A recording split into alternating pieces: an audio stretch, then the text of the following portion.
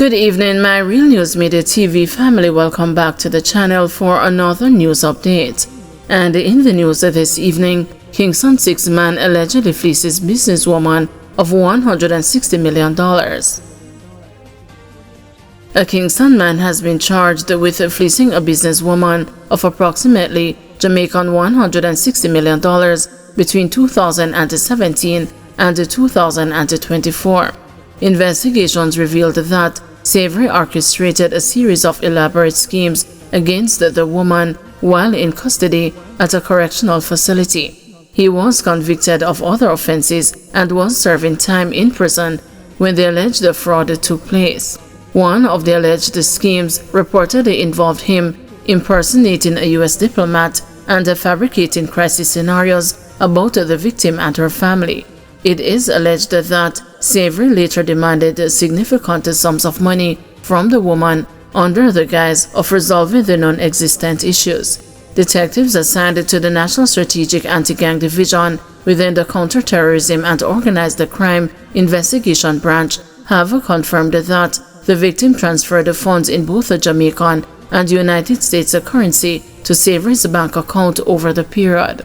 NSAD, with the assistance of the Financial Investigations Division, subsequently charged Savory. His court date is being finalized.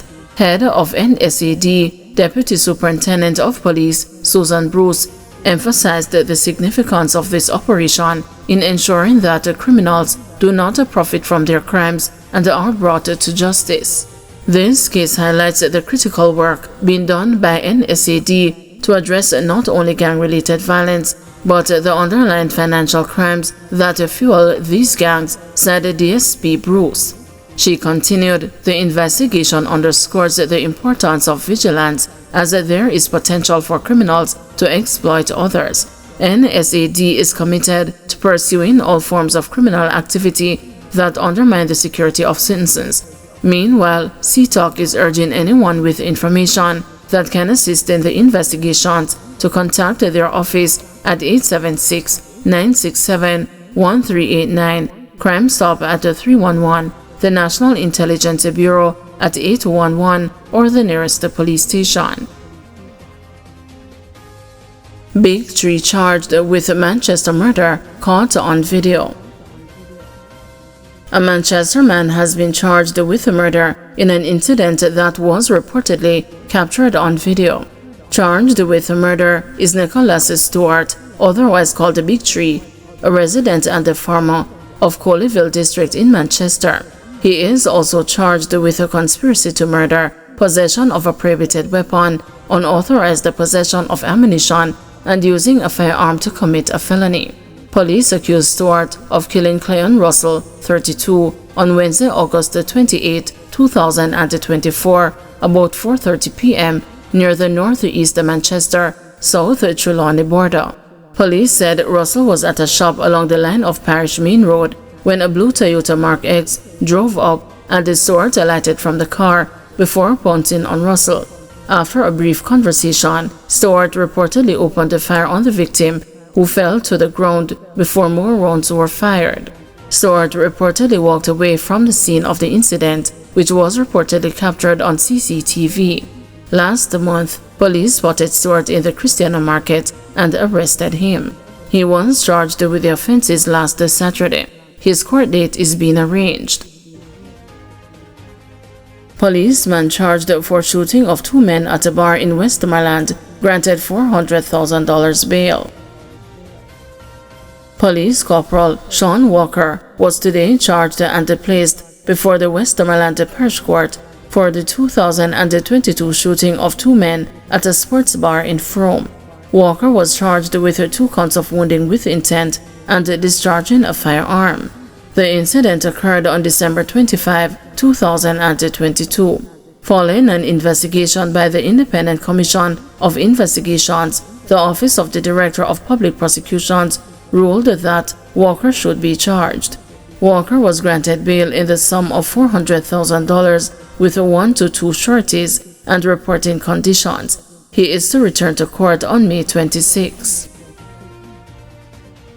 St. Ann bar operator killed in gun attack. The St. Anne police are investigating the murder of a woman along the Breadnought Hill Main Road in Utrias on Monday morning. It is reported that Thelma Brown, a bar operator of Headsfield, Breadfruit Hill, was the target of the attack.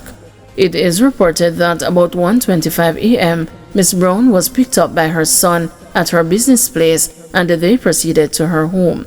On reaching a section of the Breadnought Hill Road, their vehicle was overtaken by another blocking its path. The son managed to drive away, but was again stopped. An attempt by him to reverse resulted in his vehicle crashing into a wall. He reportedly ran from the vehicle and then heard several explosions. The police were called, and on their arrival, Miss Brown was seen on the ground with a bullet wound to the hand. She was pronounced dead at hospital. Jam Bar urged to train attorneys on appropriate use of AI. The Jamaica Bar Association is being urged to facilitate training for attorneys on the appropriate uses of artificial intelligence in case of preparation out of concern that they could inadvertently commit a breach of the profession's legal standards. The suggestion, put forward by attorney Houdin Williams, has been influenced in part by a case out of neighboring Trinidad and Tobago. In his ruling last week, High Court Judge Justice Westerman James referred two attorneys to the disciplinary committee of the Law Association after uncovering multiple fictitious legal authorities cited in court submissions in a lawsuit. One of the attorneys denied using any AI-generated tools and accepted full responsibility for the oversight, citing heavy caseloads and inadequate supervision of the inclusion of inaccurate and misattributed citations. But Justice James said while digital tools including AI and internet-based platforms were increasingly common and valuable in legal research, their use must be accompanied by discernment and subjected to rigorous verification. Speaking with the news on Monday, Mr. Williams said the use of AI or search engines by attorneys does not remove their responsibility to corroborate the results generated. You have to go through it with a fine-tooth comb. You have to review it. What it can do is make your job a lot easier in terms of analyzing several cases or to summarize them, etc. So it's your intelligence that you're using and not only the machine. The machine is an aid to make your work easier. So at the end of the day, you have to make sure that it is your output. I believe a lot of persons are using AI, but they don't know the consequences. They don't know the thinking behind it. They don't know how it processes information. And I believe that's why attorneys are getting into trouble. But the Bar Association could facilitate the ethical use of AI, how to approach it, how to teach persons how it thinks, what are the pitfalls, privacy issues. In the meantime, former president of the Jamaica Bar Association, Emil Lieber, has cautioned his colleagues against the improper use of artificial intelligence for fear of bringing the profession into disrepute.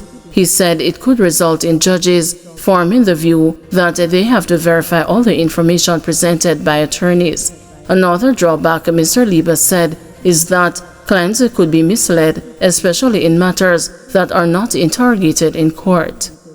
So when it is that you present something as being fact, and it is in fact fiction, that has serious implications both for your own individual credibility and as well as, because it could well be, for example, that it doesn't actually get to court.